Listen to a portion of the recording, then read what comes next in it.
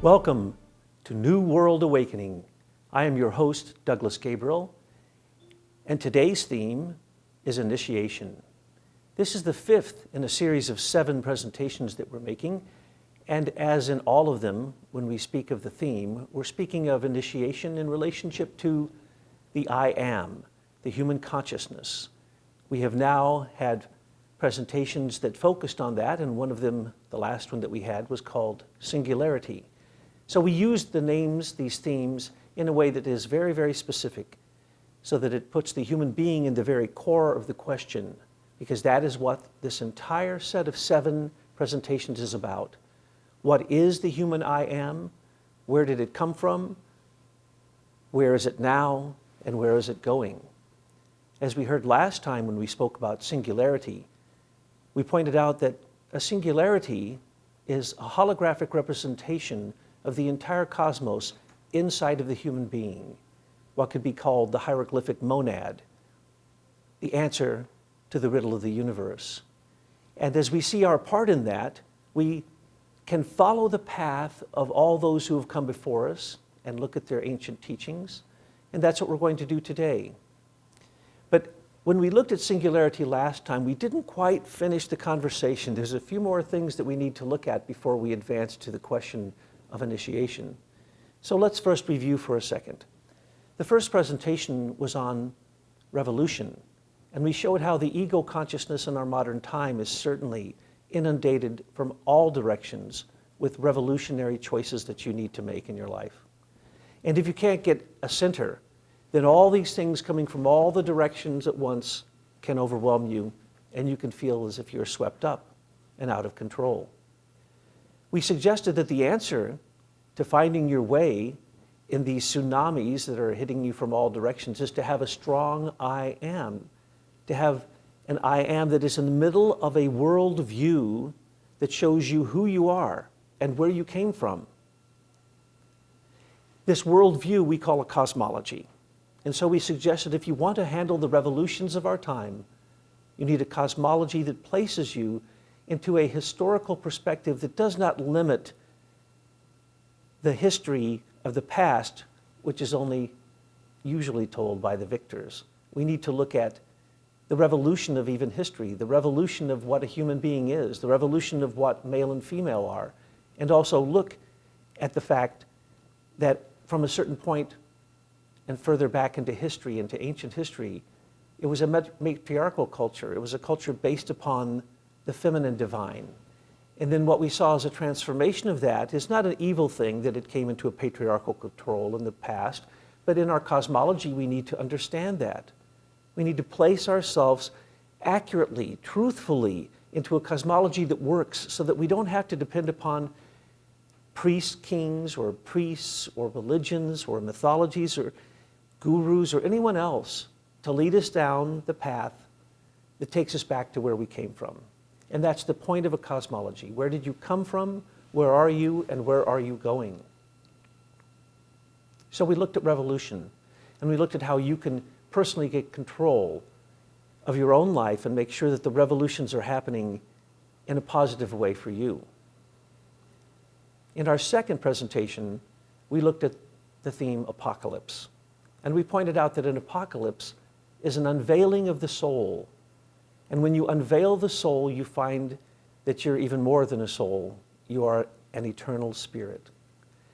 And an apocalypse is a revelation. At first it seems in the stories that we hear of apocalypse, St. John the Divine's Apocalypse, for instance, the book of Revelation, it's scary in the beginning, but we pointed out that in the end what happens is the soul marries the spirit. There's a spiritual wedding. New Jerusalem descends from the sky, and the Lamb that has taken the seat at the Ancient of Days now prepares for a wedding feast, the soul to the spirit. And what comes of that is amazing, because then the rivers of life flowing out from the tree of life are then made available, and you wed your higher self. Now this is what is revealed in a revelation, in an apocalypse. And what we pointed out is your and my individual I Am, our ego consciousness, goes through that mystery initiation scenario whether we like it or not, every time we go to sleep and every time we wake up. And that was why in the past there had to be traditions that we're going to speak about today, and mystery initiation traditions, where they had to have a tradition to teach someone like Daniel or Ezekiel or Isaiah or even John the Divine, who acted within that tradition that he was speaking out of. So the symbols were similar. The trials of the soul of fire, earth, water, and air were similar in a certain tradition. And we're going to speak about that more in a much broader spectrum here in just a second. But we spoke specifically about the Hebrew experience of that. And then we said that each of us is going through that apocalypse, that we don't have to wait until some magical time when there's an event like some describe as rapture. We don't have to wait, because that experience happens every time that we can truly, consciously cross the threshold into the spiritual world. And in the past, it was that fear of crossing the threshold into the unknown of the afterlife, or even into the small death of sleep, that someone who was attempting to remain awake, which is what this series is all about, is awakening. If you're trying to stay awake as you go across that threshold into the spiritual world, then you entered into a tradition where you were taught certain secrets to help you stay awake, to help you see and understand what you see, to help you listen and understand what you hear, and to understand that the mission that you're given, and in almost all apocalypses it says, you must write a book, you must spread the eternal gospel, you must sing the eternal song. And so your I am, before it meets that tradition or has the experience of being trained in that tradition, may experience these things. People experience them every day. They have apocalyptic experiences. And so we explained in the third presentation called Prophecy why that happens. The I am of humanity collectively, but particularly in the West, where we have so much freedom and so many choices, we have been pulled across the threshold into the unseen world. Call it what you will. As you're pulled across, your I am, your singularity, your ego consciousness, is pulled in three directions. The three directions of the capacities of your soul: thinking, feeling, and willing. And it may be a shock to people, especially if they do not have a cosmology, and if they have not had an apocalyptic moment or a revelation, knowing their soul is a spirit, to realize that they have a thinking, feeling, and willing that can go in three separate directions, while your I am may follow one direction or no direction, or all three directions at once. And this is the challenge of our modern age. This is the challenge of singularity, holding together consciousness as it is pulled across the threshold. And that is where prophecy comes from, because the threshold is a threshold to an unseen world of spiritual beings who are not bound by time and space. They are beings of consciousness. And this is described in all world religions and mythologies and legends and shamanistic experiences, in what we call mystery religions, which we'll explain that term in just a minute. But as you're pulled across the threshold, if you do not have a strong singularity, you will face the fear of the threshold, the hatred, the anger, all of the lower desires, all of the lower vices rise up to face you as you cross the threshold. And this is why we go to sleep at night, and we do not face these fears.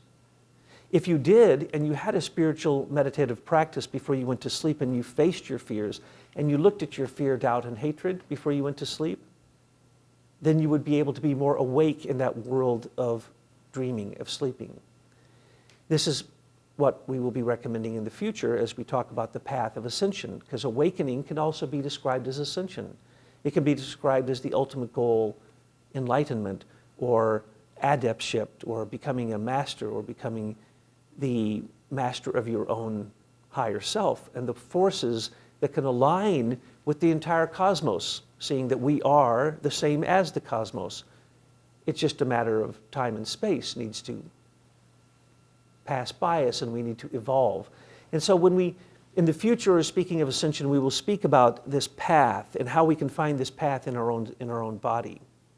But as we pass over the threshold, we need to understand that that thinking, feeling, and willing that threefold ego, seemingly singularity, but seemingly pulling in three directions at once, needs to come under a coherent, balanced, peaceful control of an ego consciousness that has, in fact, balanced the three lower bodies, which we spoke about last time, the body of desire, the body of your habits, and your physical body.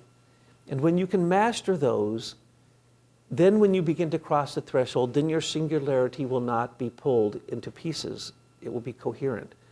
But then the question arises, what do you do when you get there?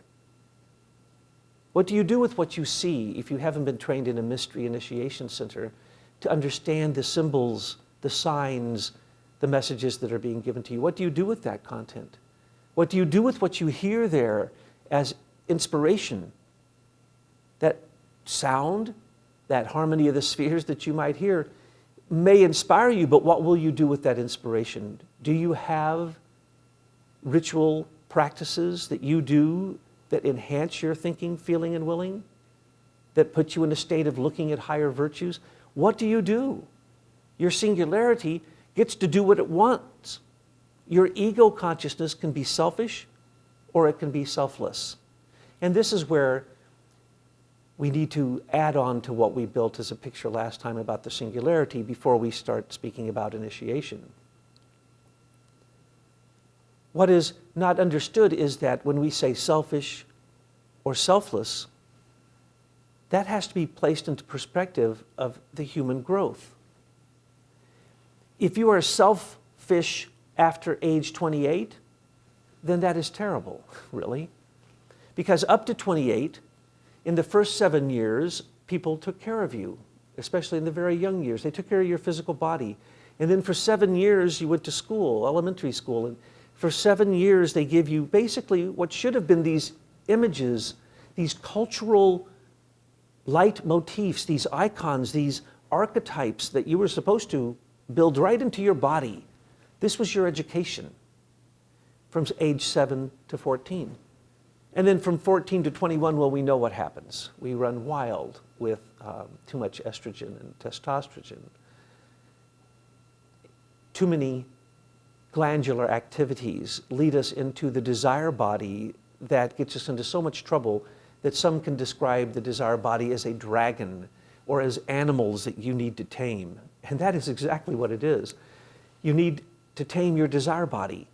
So if you wish to get your singularity together, to go into the unseen world, the world that is not bound by this physical world, but is an unseen world that feeds into this world, that creates the levity, the life, the warmth, the light, all the activities that we need that come from the sun, essentially, that we find in ourselves, we need to emulate those. We need those forces, and we need to work with them. Well, how is it that you can work with them if you're, in fact, caught up in sex, violence, greed, lust, gluttony, envy, avarice, all the 7 deadly sins? If you go down that path, then you go down a path that goes to the past, the path that we talked about in the first 3 sessions. Because these 7 sessions, and as Tyla points out, I should actually, because you're looking at a camera, go this way, from your left to right. These 7 sessions are the same 7 steps of metamorphosis that you find throughout all of nature. So we had revolution, we had apocalypse, we had prophecy, and we came to singularity. And now we're going to go into initiation, ascension, and enlightenment. And those actually connect to the previous ones. So it's the past and the present and the future. We build on the gifts of the past. For instance, do you remember building your own liver? Do you remember controlling your liver? How about controlling the function of your pancreas? We can't control our mind. We can't control our hearts. And we can't control our will. But if we could tame all the animals in us, because each animal is a perfection of the human being, a little tiny perfection of it. Combine them all together and you have what the Chinese would call a dragon. all animals in one. And so we do have a dragon inside of us. And so the images of St. Michael taming the dragon, or St. George taming the dragon, or Manjushri taming ignorance, or the Kalki avatar slaying ignorance, all of these images with the sword, that's us. We have to tame that astral body, the body of desire. Your singularity has to get singular control of your desire body. And if it doesn't, then you really won't be able to go into the higher realms. You won't be able to go in consciously across the threshold between the physical world and the unseen world. I call it the spiritual world. You won't be able to have transcendental experiences that you understand because you have not prepared yourself. So when it comes to the I, you have to look at what stage you're in. So from 14 to 21, you're really not going to get upset at somebody being egotistic. You're not going to get upset at a child in elementary school being egotistic, and you're certainly not going to get upset at a preschooler being egotistic. A preschooler, let's say a 3-year-old, awakening to their I for the first time and knowing that their I am, was different than their mother or their environment, is one of the great shocking moments of your life. Think back to when you had that. If you can attain that moment, this is a key factor for understanding the singularity of your I. If you can remember when you were between 9 and 10 years old, when you again had to objectify the world and go through a major change, it's noted by most of the educational theorists, Piaget and Montessori, Rudolf Steiner, they all point out that between 9 and 10, the child has to then again objectify the world and see that they are different than the world. Before that, they think they're part of the world. Imagine this is the way humanity felt in the ancient past. They and the world were one. But now, modern ego consciousness has evolved to the point that we separate ourselves from the world. And we have become so objective that we are literally a kingdom of one. And some recommend that you also then need your own belief system for you. You need to become a religion of one, a church of one. You are your own pope. You need to find your own North Star. And that's what we're going to tell you today. You can go back and look at all the training that they used to have in the mystery centers to tame your astral body. For instance, Pythagoras used to say to come to his mystery initiation center in Crotona, Italy, you would have to stop eating beans. You couldn't eat coffee or sugar. You had to become a vegetarian. You had to purify yourself for years before he taught you his inner knowledge. And this was a mystery center that really didn't go back that far in history, so it wasn't as deep and as secret as many of the others. But it shows you that you must prepare yourself before you can even receive the knowledge that they would call mystery initiation knowledge. So that's the astral body. To go into initiation, you must tame your astral body. You must have control of your singularity. And then if we go back further into the stories that I told you before, the second presentation was on apocalypse. Those images, I only slightly alluded to the fact that those images are found in the human body. All those images, the 7 candles, the bowls of wrath, the 7 seals, the lamb that is turned from a lion to a lamb, the 7-horned beast with the 10 crowns, all of those are in your human body. They're all there. Those are part of an unveiling to show you who you are. Some of those are mysteries of the future, but they're inside of you. There are literally living images inside of you. When you look out on the plant world, the plants grow forward. Most people don't realize this, but they grow up and then they drop back. They grow up and spin and they drop back. Well, so does a human. The levity that pulls them up, what is that? They'll say, oh, it's the sun. Oh, so the sun then holds the levity forces of all plants, drawing them out of the earth. I thought, how do they get over gravity? You see, we start getting into mysterious forces when we just speak of plants. We speak of forces that we really can't understand. Why does a plant fall back before it grows forward? Because there are stages. And so birth to 7 is your physical. 7 to 14 is your etheric, the thing I'm describing now. It gives you etheric force, life force, levity force, forces that defy entropy, what are called ectropy, what they would call non-negentropy, forces that do not die. They've even found jellyfish that live forever. You have cells in you that live forever that are practically immortal. I could go into that. But the point is, you have enzymes in you that act as if they're immortal. So above you, below you, you're always in the middle, but there's literally immortal forces around you, eternal forces. And we'll get to that in a moment. We need to focus on those eternal forces. If we did, those would help us understand what we need to have as a language of the Spirit once we cross the threshold. We need to have a language that we can see even here in this world through those forces of levity. But those forces are unique. From 7 to 14, they impress in your body, your etheric body, images that are even for the future, as we pointed out. Prophecy arises literally out of looking at your own etheric body. Initiation arises because your objective singularity, your coherent singularity, your I am, gets control of your etheric body and separates it from your physical body and gives you new forces that can be used to see what were previously unseen things, what we call supersensible organs. We have amazing capacities in the human body as they develop into the future. So as we look back on that, you could say, tame that dragon in your astral body. But in your etheric body, it's your habits. It's what you do every day. What you do every day is your religion. It's what you believe in. And it's who you are. Change what you do every day, and you change who you are, who you become, and who you then can imagine you might be. It's as simple as that. Oh, is it that simple? No. Try to change your eating habits. Try to change your addictive habits of smoking or drinking or any of your indulgences in the physical world. It doesn't matter what they are. For each of us, it's different. Each one needs their own poison. And as it is your poison, you try to limit it. But remember that those poisons do affect your etheric body. Try to build in healthy habits.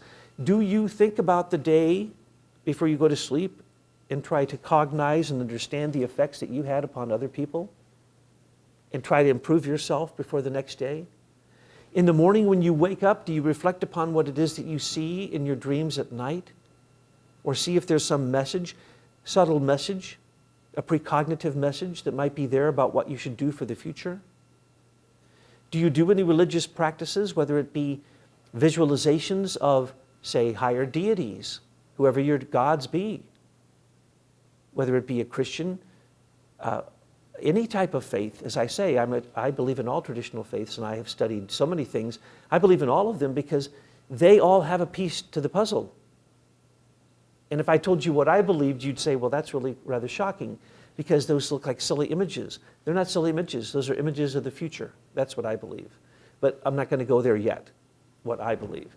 But when I say these things, don't think that I am in a box of any religion. Love is in all true religions. If love isn't the key of a religion, it's not a religion. So when you get to the etheric body, what are you doing about love every day? What are your habits of love? Do you have any sacramental habits? Do you turn your work into something sacred? If you did, then your singularity would be more cohesive now, wouldn't it? And so then if we go back further to the physical body, to what we described as a need for a cosmology, if you know where your physical body came from, you know it was donated by other beings. You don't control your liver. You don't make your pancreas work. You barely control your thoughts. I barely control my thoughts. We barely control our emotions. I don't know if I can control my emotions, to be quite frank with you. So what I'm saying is, to go into initiation, to look at the future, to look at what humanity will become, because that's what all the next lessons are about. Lesson 5, initiation. Lesson 6, or presentation, I would call them. Presentation 6 will be on ascension. Presentation 7 will be on the golden moment of illumination, whatever you wish to call it, enlightenment. We can actually speak about these things because they come rocketing into us if we have gone through an initiation And we've awakened ourselves to receive mystery wisdom. In other words, beautiful wisdom from the future or beautiful wisdom from the past, doesn't matter. As they come in, you can use this to make yourself a higher being with more refined, virtuous thoughts, more virtuous moral actions. You cannot go into this world.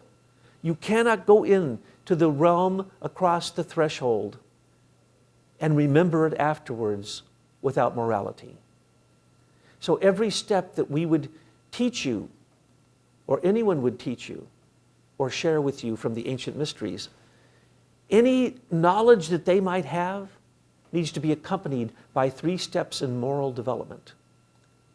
What the ancient Hindus would call sutrayana, where they take a sutra, in other words, a beautiful set of words that teaches you morality training, and they repeat it over and over like a prayer.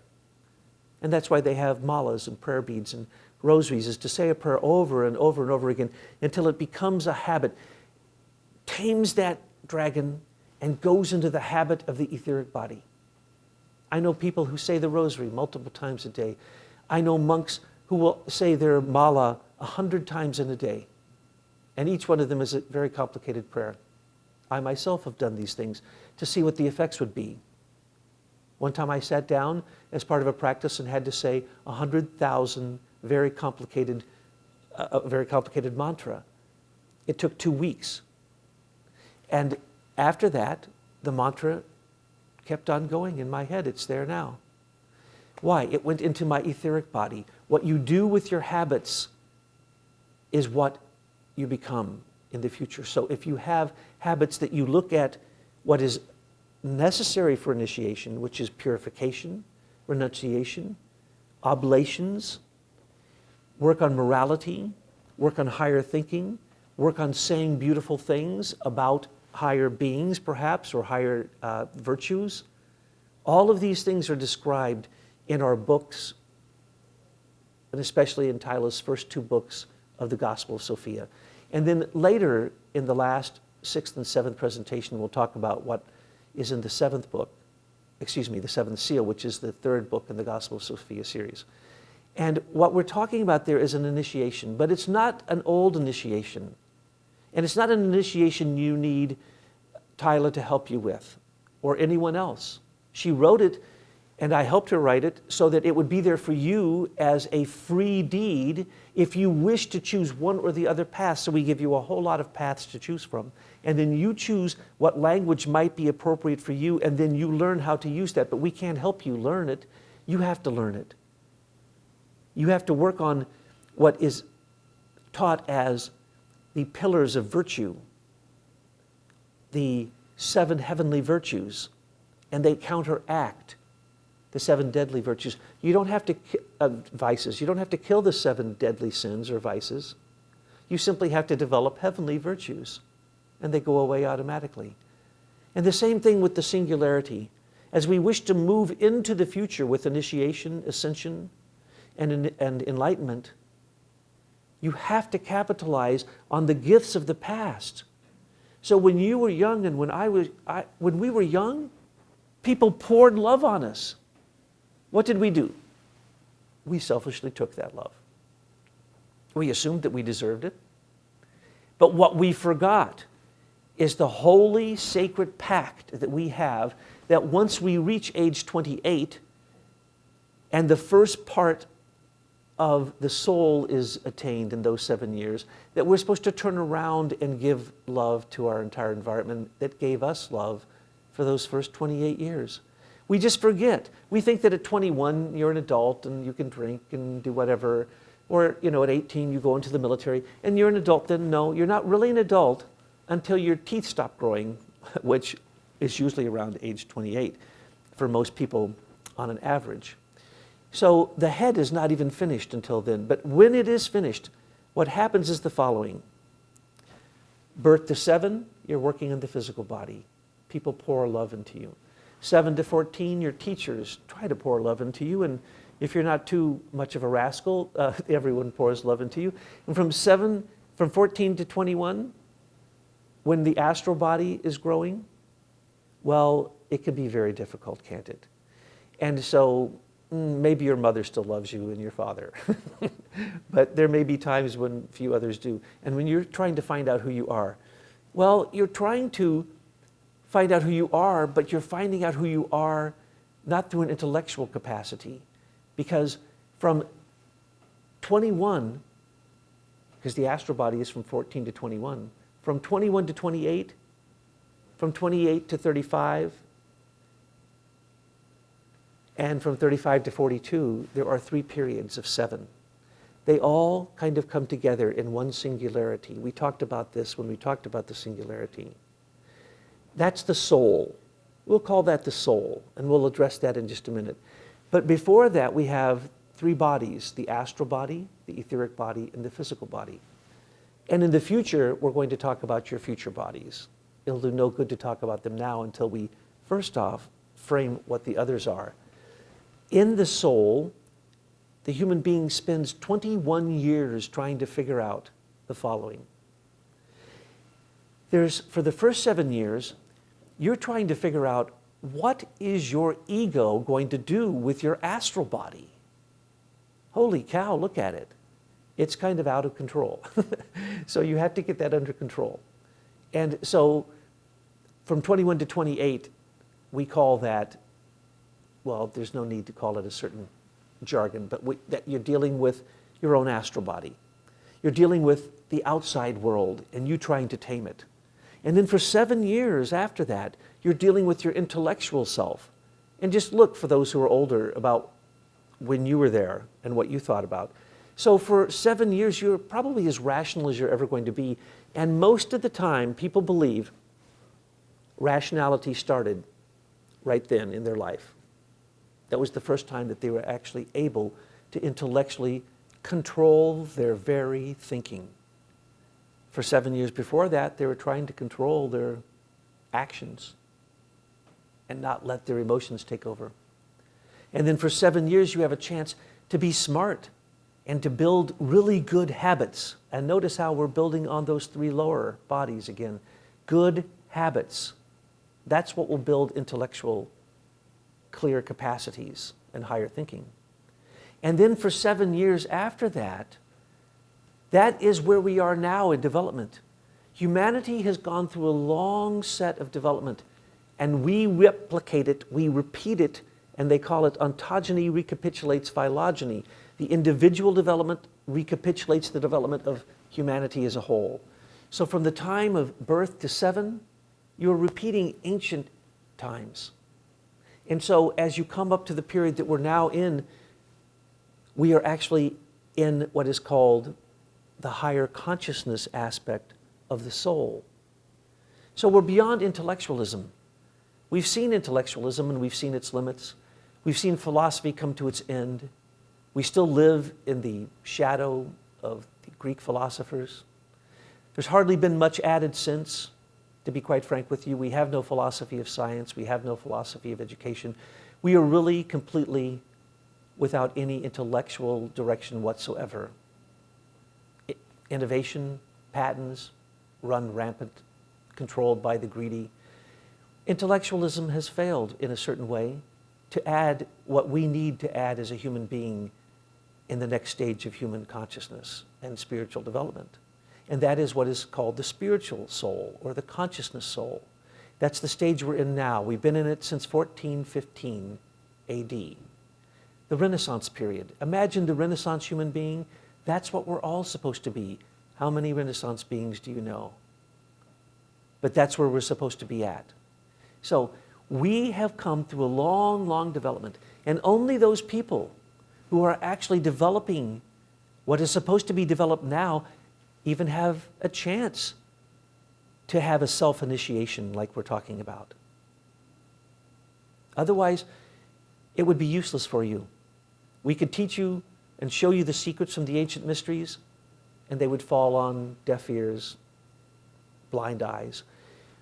I have worked with people, I hesitate to say their names, but I'll mention one, Gene Houston, who's very well known, but there's many others who try to replicate the ancient mysteries of Egypt, of Greece, of Sumeria, of Babylon, the ancient mysteries of India, And they do a wonderful job when you go to one of these productions. You will be amazed. You will think that you're back in those times. But when you walk out of it and you ask the people what they experienced, that is not the experience that the people of those ancient times would have had. Nothing like it. Actually, the mystery wisdom is still very little known. And what we have are symbols and signs and ideas and pictures and art. But we really don't know the content of the mysteries because they were never, ever revealed. The mysteries were taught during those times, especially we'll talk about Greek times and Egyptian times in just a moment, but they were taught upon the threat of death. You had to take a vow. If you revealed the secrets, you were killed. Some say Socrates had to drink hemlock poison because he revealed the secrets. Some say Plato revealed the secrets, and he too, they wanted him to die because he had revealed the secrets. But it isn't quite that way, and I'll explain in just a minute. So if you do not have an understanding of the past, a cosmology, if you have not had a revelation of your own soul, if you have not had the capacity to pull your own threefold thinking, feeling, and willing into one coherent being, it doesn't do any good to try to cross the threshold consciously. And that is what all mystery initiation was about. Now, when we say initiation, you can go out on the internet and you can find people teaching all these things I just mentioned. They'll tell you they're going to give you this mystery, that mystery, all the mysteries, whole set of mysteries, the whole shebang. That's there. But it will need interpretation for our times. It will also need translation from the time that it came from. And that, without a cosmology, will not be found. Without a cosmology, without understanding the development of human consciousness, you cannot understand the mysteries. They were appropriate for their time, for their people, for exactly what they were undergoing, and not appropriate for us. We should learn from them because it's an amazing thing. I've spent a major part of my life, and I have higher degrees in comparative religion, and I've gone into practically every initiation that I've ever come across that they would allow me in. And I'd hate to have to tell you how many I've gone in, and I'd hate to have to tell you which ones I have gone through, because that would immediately turn some of you off. I went into them to understand what their core was about. Because in all of them there's a core, and that core is the I am. And that core is the developing I am. When you go to Egypt and you see a statue of Isis in her temple, it says, I am Isis. I am the past, the present, and the future. No man hath lift my veil and lived. In other words, it's an apocalypse. She's Isis. She's the past, the present, the future, and no one has ever seen Isis' true nature. Remember, Isis also transformed in those mysteries from actually a sun god to a moon god, and then she handed the sun god part over to her son Horus. But she too is a mystery religion. There were mysteries taught inside of the mythology that was part of Isis. And that's initiation. So what we're going to say here is the following. I'm going to tell you about initiation because that's what these 7 presentations are about. They are a nutshell of our 5 books. They are a gift of the content to you in a way that some people can understand through a video or an audio better than reading, and also for those who can't afford the books. We give so much free content out, as you'll see on all of our sites, Neo-Anthroposophy, Our Spirit, all the sites. There's many of them, internal curriculum, on and on and on. There's connections for all of that below this video. But the point is, we want you to have the content that prepares you for that. But in the books, it clearly states, you need to read book 1 to come up with the cosmology. And actually, it prepares you for all 3 of those up to the point of the singularity. And then the second book says, okay, you're the singularity. Here's about what is about what to happen to you. Physically, psychologically, emotionally. Here's the mechanics of it. Are you ready for it? Do you want it? And that's what I'm trying to tell you right now. You may not want what I'm about to tell you. You may say that's complete paganism. That is nonsense. That is not my belief. But what I'm trying to tell you is some of those beliefs filtered into our modern age. And if we look for the golden thread in all of them, that is really what can be understood as a new open mystery where you initiate yourself by choosing your own path, making sure it's a solid path, learning a cosmology, learning who you are, learning how to control those three aspects, and then learning a language of the Spirit. And that's what is taught. That's what Tyla teaches in Volume 2 of the Gospel of Sophia. In Volume 3 is an initiation. I helped with that. I'm not going to tell you what's in there because you may not be interested in it. You may not want it, and you may not be ready. And we give lots of warnings, like all of the mystery initiation temples warned people, don't even come in. You may have to spend, and with the Tibetans, you may have to spend multiple lives in the outer teachings before you get into the inner teachings and still not get the secret teachings. Same thing with the Egyptians, same things with the Greeks. If you were not moral, if you did not go through your renunciation, your purification, your oblations, and all the morality training, forget it, you're not getting in. And with these, everyone knew about them, but they were top secret. With the Greeks, to give your son the rite of the Aloysis, the mystery initiation centers of Aloysis, to give your son that rite was the greatest thing you could do for him. It was the greatest gift you could make. And so they were highly revered, but they were different than religion, and people don't understand this. The religion of the Greeks was not the same as their 7 mystery initiation centers that surrounded Athens. So if you are, in fact, a person who wants to know about those things, you want to know where those are in your body, you want to know how to turn your organs into supersensible organs, these things are in the mysteries. We are not giving you anything that has not been revealed. It is true that both Tyla and myself have been part of certain lineages, very high lineages of teachings, oral traditions, Tibetan teachings, Hindu teachings, all kinds of teachings. We are showing you the secrets there, but from there and from everywhere else, but that's not the point. They're not secrets anymore. Human consciousness has crossed the threshold. Those same beings who inspired those mysteries, who inspired those teachings, are now teaching again. And they're right here and they're right now. And that is what the third book is all about. It's about a way for you to learn how to contact those beings through yourself, because those beings work, you can call it through multi-dimensions, in your body right now. And when you can sort that out and you can figure it out, they give you the capacity to take over what they have been doing for you. Let's call those beings hierarchies. In the Greeks, they were called the Greek categories. Aristotle called them the 10 categories. They're the same exact beings that Dionysius, the Areopagite, the Greek, called the hierarchies. The same hierarchies that Thomas Aquinas or many others called the angels, the archangels, the time spirits, the archai, the powers, mights, and dominions, and the thrones, the cherubim, and the seraphim. The 9 hierarchy. They're the same 9 worlds that we talked about last time with the Norse mythology. One giant tree called Yggdrasil and 9 worlds. Well, those are us. Those hierarchies are us. Those worlds are us. When you go into the mystery initiation centers of, let's say, the Norse, for instance, you enter into a series of 9 caves. And in each of these caves, there's a challenge. And you go through the trials, the earth, water, air, fire trials, but also other trials and challenges. They try to scare you. They try to turn you back. They try to dissuade you. They try to challenge your courage. And if you do not have it, you do not go forward. Well, this doesn't happen today. No one's going to do this for you today. Even the Aboriginal rites of passages have all been ended. The mystery centers no longer exist. People who take you to those centers and try to tell you what's going on there, that's very nice, but that's not going to give you in yourself the same experience that is equivalent for our time.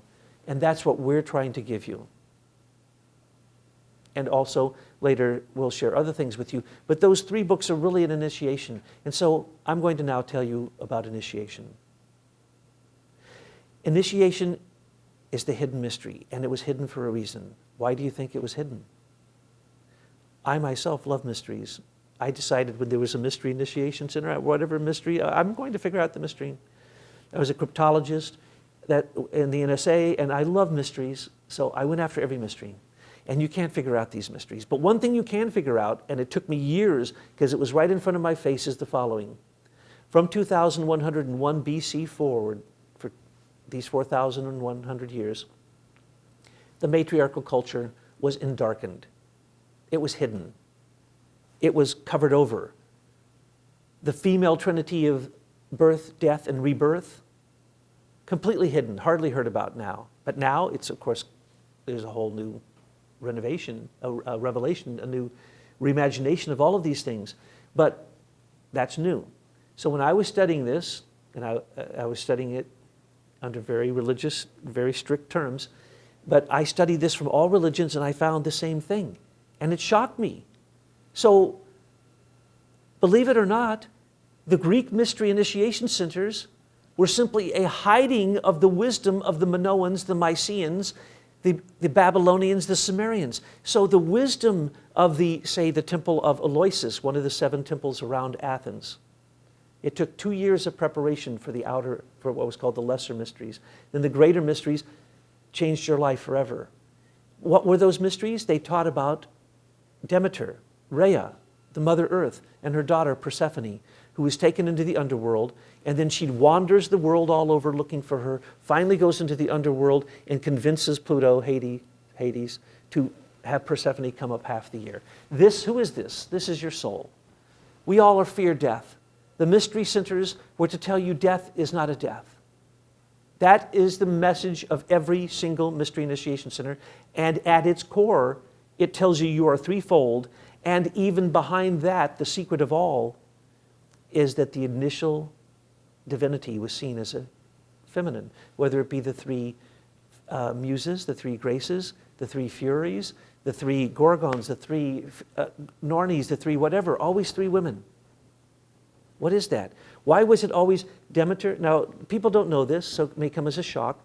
On the Acropolis, in the Parthenon, is a statue, used to be a 27-foot tall statue of Athena, in armor, owl on her shoulder, holding the Palladium, an image of the goddess, a winged goddess. There were 2 other temples, one for Nike, who is that Palladium. She's the winged goddess. Everyone knows the winged goddess Nike. And another temple to Kore, which is Demeter, or Rhea, or Isis, Cybele, Ops. It's all the same being. It's also the being Ishtar, Inanna. These are all the feminine goddess. And what does she do? Isis. Isis goes in search of her husband's parts. They're always searching the world, and when they find it, it's a part of themselves. What were the 14 parts of Osiris that she was looking for? The phases of the moon. And that's when she shifted over from being Isis, the sun god, to Isis, the moon god. And then when Osiris became the underworld god, their child Horus became the sun god. You see the transformation? So when you say Isis is a moon god, no, you have to see the transformation. When you say Athena, you're not saying Athena, you're actually saying Artemis. But not really Artemis and Diana and Selena, which is always triple. It's Athena, Kore, and Nike. Who's going to tell you that? Those are the mystery centers. That's what the mystery centers told. Let's look at other mystery centers. The mystery centers of Dodona. Hesiod and Homer wrote their the theogony, basically the mythological religion of the Greeks was written by listening to the wind in the leaves of the oaks of Dodona. That's how Hesiod received them. Homer also. What does that mean? They heard the language of the tree. Remember the tree? What did I tell you about the leaves? Every one of them is a letter. It's a wisdom language. Odin hung himself on this tree, Yggdrasil, in the Norse mythology. He looked down, and the twigs that fell from the tree formed into images, and he saw that it was a runic language. That's where the runic language came from. He came down from the tree and he taught this to human beings. You see? So there's always a version of this that you have to go back to find the mystery religion. So Eleusis didn't worship, Eleusis just below the Acropolis, before Athens, did not worship Athena, because there was a more ancient religion, and that was ubiquitous throughout the world. And it's the same story as Cinderella. It's the story in the Greek time which was told by Apuleius in the Metamorphoses, he basically revealed the mystery wisdom in this story called Metamorphoses, and he points out and tells the mystery initiation wisdom in a fairy tale called Cupid and Psyche. It's really Eros and Psyche. And I recommend everyone read it. It's in the eternal curriculum. But the point is that you read that, and what happens is that's who you are right now. Psyche is the original Heracles. Remember, Heracles means hero of Hera. Why did Hera hate Hercules? Because he was a male. There was no male Hercules. It was an initiation process for the female to go into the stars. So when Psyche went into the underworld to get the beauty of Persephone to bring it to Venus, because she had betrayed her lover, Cupid, Eros, then she's forgiven. They marry, and Eros takes this human being, Psyche, into the heavens. Where does Hercules go? Into the heavens. So the question is, really, behind every single religion, you have to look to see the true meaning. So there's an outer, an inner, and a secret teaching to all of these things. So if you can't sort that out, it's not going to mean a lot to you. For instance, I'm going to now reveal to you the great secret of Eleusis. At long last, after you go through all these years of preparation and you go through this amazing process where they try to scare you to death, and where you drink a certain drink which causes you to really become loosened from your etheric body, you enter into a room, and above you, they open up doors and you see fires above you, and then someone holds up a shaft of wheat. That's it. That's what they were taught. Now, what does that mean? Who's going to teach you what that means? What it means is Demeter, represented by the wheat, is giving you, your ego comes from the sun. That's the reason the fire is above you. The reason you had to go through this knowledge is you look at the sun every day, but until you look at it through new eyes, the eyes of an initiate who was a candidate. Mind you, candidates don't necessarily get through. Then you're an aspirant, and then you work and you become an initiate. What does initiate mean? It means to begin. It's only the beginning process. And so when they reveal this to the person for the rest of their life, here's what they're saying. A Greek would have said, "Oh my goodness, the moon reflects the light of the sun." This would have blown their minds. And yet we see it all the time. And yet I've asked people over and over, where's the moon? What are the moon cycles? Most people have no clue what the moon cycle is. Here it is, our satellite. They don't know what it is. The sun. Climate change. If you don't look at climate change first from the sun, you can't understand climate change, period.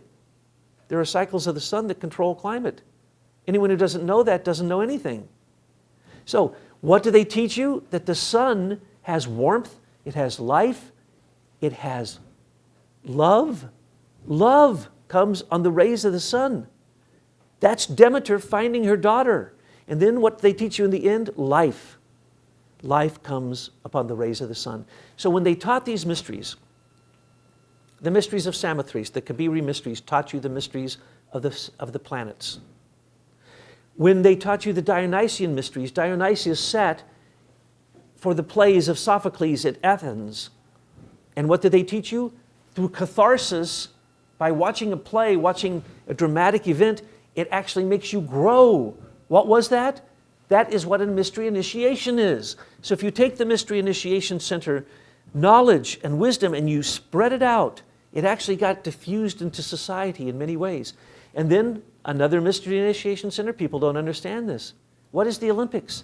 The Olympics wasn't to be the fastest, the best, or throw the furthest. It was to be the most beautiful. The Olympics was a Mystery Initiation Center at Mount Olympus. Then there was Delphos. That is where Orpheus, a human being who went to the Mystery Initiation Centers of Egypt and Greece, of Babylon, came back and rewrote the Theogony and rewrote basically the entire Mystery Initiation wisdom in what was called the Orphic Mysteries. Very beautiful if you get the Orphic dialogues. These are beautiful. You won't understand them very much, but if you read them, they're absolutely gorgeous. He was said that with his 7-stringed harp, he was able to go into even Hades and charm them and bring back Eurydice. But he did turn around, and Eurydice had to go back. So again, Aeneas, Hercules, all of them, all the male heroes had to go to the underground and come up before they could go to the stars and become immortal. They were replicating the mystery initiation knowledge of Persephone, who is Psyche. But it is Zeus who had a child with Persephone, and he is called Dionysus. But all of humanity was created from the blood of Dionysus. So when we talk about these mystery initiation centers, when you say Dionysus, you're saying the human ego. But wait, Dionysus is Bacchus. The Bacchanalian rites were ecstatic orgies. Wait, Dionysus can't have anything to do with the ego. Yes, has everything to do with the ego. At that time, the slightest bit of alcohol caused them to feel ego consciousness. At this time, the slightest bit of alcohol causes you not to feel ego consciousness. So you need to be trained. You need to prepare. And you need to agree that what you are about to witness is sacred, whether you understand it as sacred or not at the moment, and then let it live in you to become a new icon, a new leitmotif, these things we talked about, these archetypes that become the future. And what are those? Those are yourself coming to you from the future. We are those things. If you take Masonry, probably the most common form of congealing the mystery initiation wisdom. In Alexandria, all these mystery initiation teachings were there, from Gnosticism to Babylon to Samaria to ancient India to Persian, you name it, they were all there.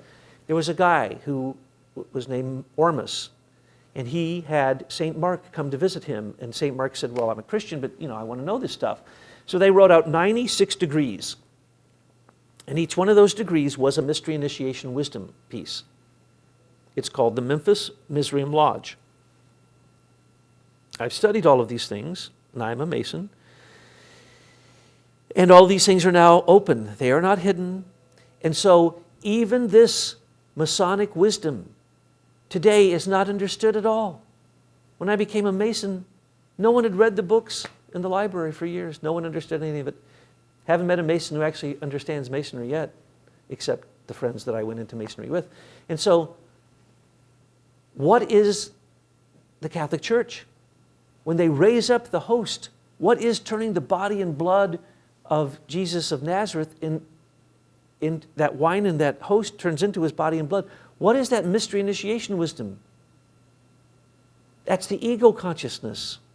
It's a representation of ego consciousness. And it gives the example that you should sacrifice your own body and blood for the sake of consciousness. That's what we're saying.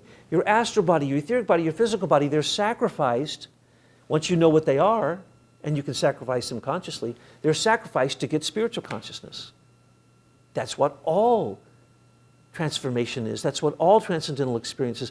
That's what the shaman experiences. That's what the priest is supposed to experience with your help. That's what you're supposed to experience no longer with the priest.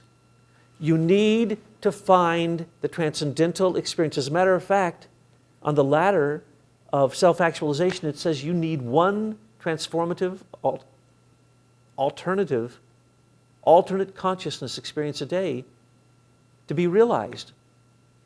Now, that could be a dream, it could be a vision, it could be just a moral thought, but you need to take yourself under control. And when you enter into initiation, you need to understand all those preliminaries that I talked about.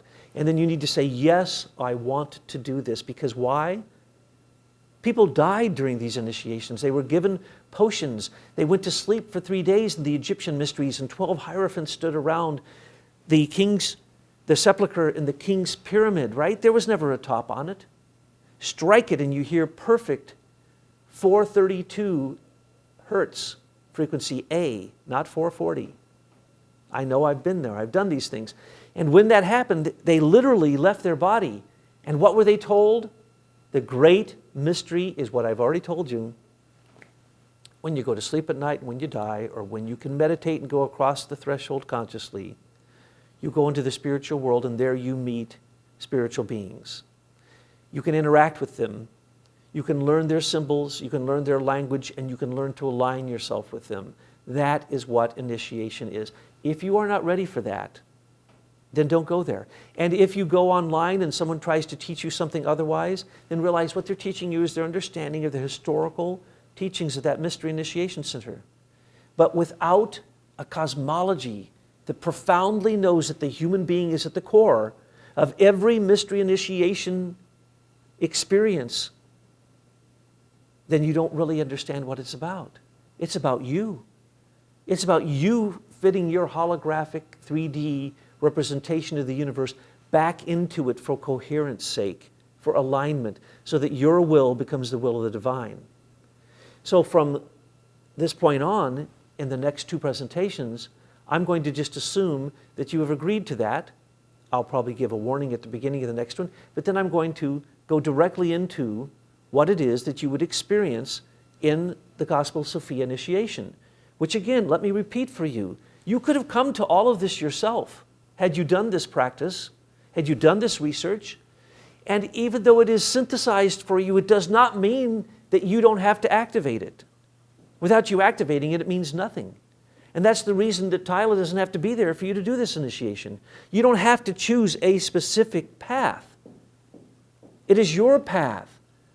Every path of initiation is a path back to integrity, to your integral wholeness with the universe. And that is what initiation is about. It is about finding your singularity and moving these forces of the astral, etheric, and physical into new bodies that we're going to describe in the future, using that coherent ego to find your way through what traditionally is the darkness of the caves that you enter, or even the blindfold that's put on you, or the scary scenarios that you're presented with as you go into the spiritual world, so that you will have the courage to be able to remember what you saw there, to remember what you heard there, and to remember what you were commissioned to do when you were there.